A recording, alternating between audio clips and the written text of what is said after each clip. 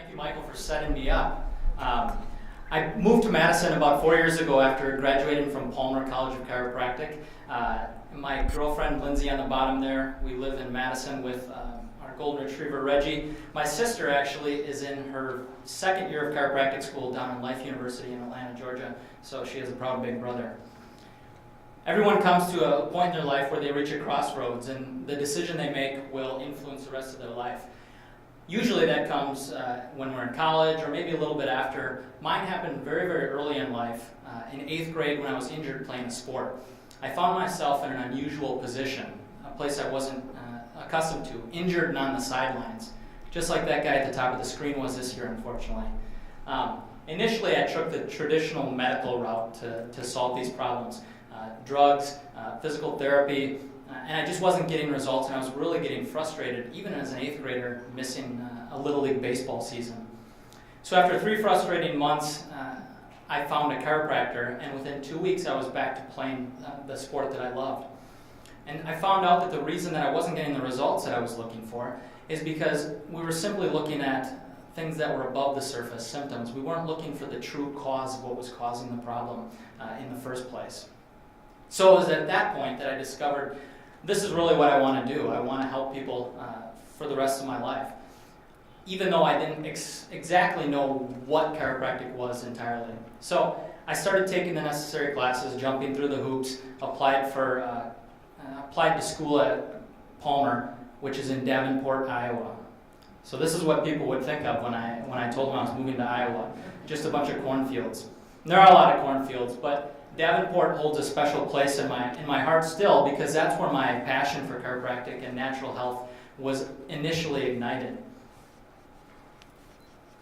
So I showed up at Palmer, really still not understanding a whole lot about chiropractic, other than I knew that it was good at getting rid of headaches and neck pain and low back pain, what the majority of people initially really think. But it didn't take long from being on campus to start hearing these crazy, way out there stories. Stories about D.D. Palmer, the first chiropractor who gave a chiropractic adjustment to a deaf man and restored his healing. Or B.J. Palmer, who saw thousands of patients during the 1918 flu epidemic and had much greater results than any medical care even, really. So even though you hear those stories, it still wasn't real. It became a lot more real when I went to intern with my chiropractic mentor, Dr. Mark Heel, and saw patients coming into the office like Sid.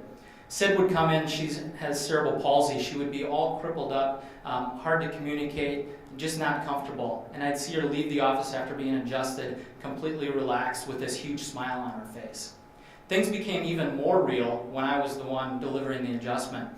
This is Sawyer. Sawyer came to our office when he was 9 years old, and he had never been to a sleepover birthday party before.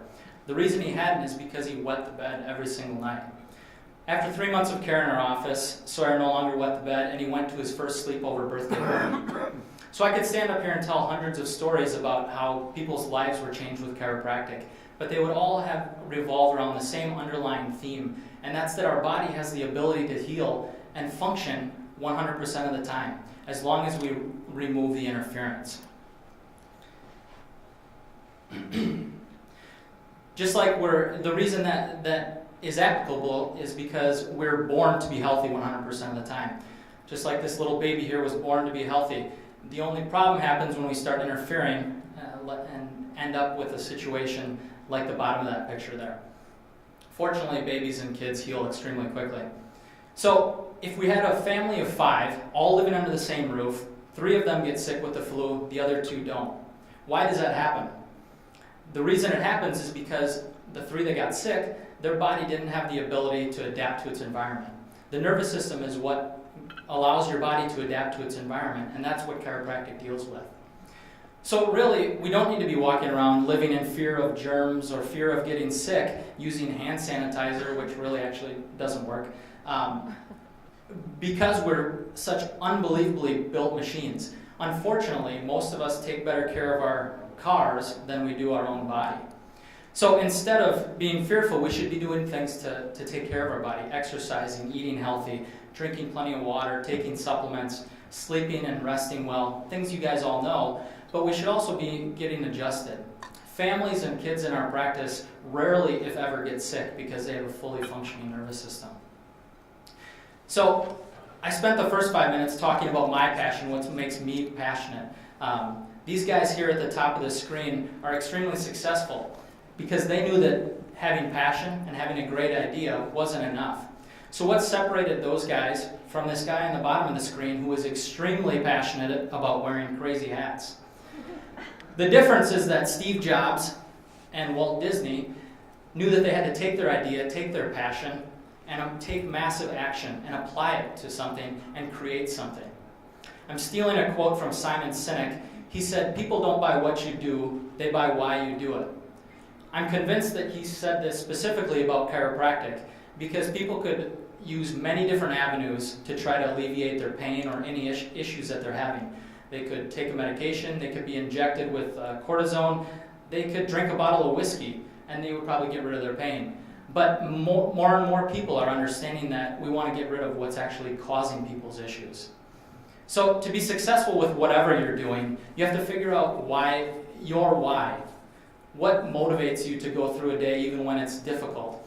Whether that's family, money, freedom, educating with a passion. You have to figure out what your why is and center your entire life around that. That's what I've done. My mission is that every man, woman, and child on the entire earth is checked by a chiropractor and adjusted when necessary. Probably not by me, that'd be a lot of work. But I know that it's possible, and Steve Jobs knows that it's possible too when he said, "The ones who are crazy enough to think that they can change the world are the ones that do." Thank you.